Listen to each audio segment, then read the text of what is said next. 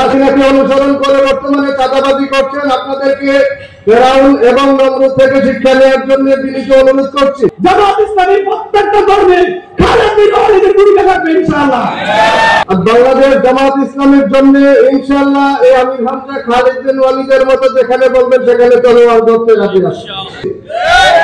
আপনারা বাতিলি শক্তির পক্ষে চলে গেছেন, আপনারা বাতিলি শক্তির পক্ষে না গিয়ে বাংলাদেশ জামাতে ইসলামীকে অনুসরণ করুন, আপনাদের জীবনের রূপরেখা পাল্টে যাবে। আর বাংলাদেশ জামাত ইসলামের জন্য ইনশাআল্লাহ এই আমির হামজা খালেদ বিন ওয়ালিদের মতো যেখানে বলবেন সেখানে তলোয়ার ধরতে রাজি আছি।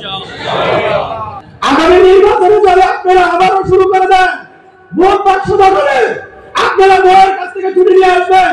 যদি আপনারা বেশি বাড়াবাড়ি করেন একজনকে জীবিত দেওয়া হবে, একজনকে ভবিষ্যতে দেখা করার সুযোগ দেওয়া হবে না। আমি সম্মানিত থানা আমিরের প্রতি দৃষ্টি আকর্ষণ করছি, আমাদের এখন এই প্রস্তুতি নেওয়ার সময় এসেছে। হাসিনা আমরা বলছে 10টা ঘন্টা 20টা ঘন্টা নির্বাচন ঠান্ডা, একটু নিলেন আপনারা।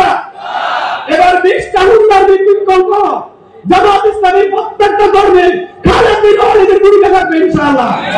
প্রতিটা কেন্দ্রকে নিরাপত্তা দেওয়ার জন্য আমাদের জীবন দিতে আপনারা প্রস্তুত আছেন।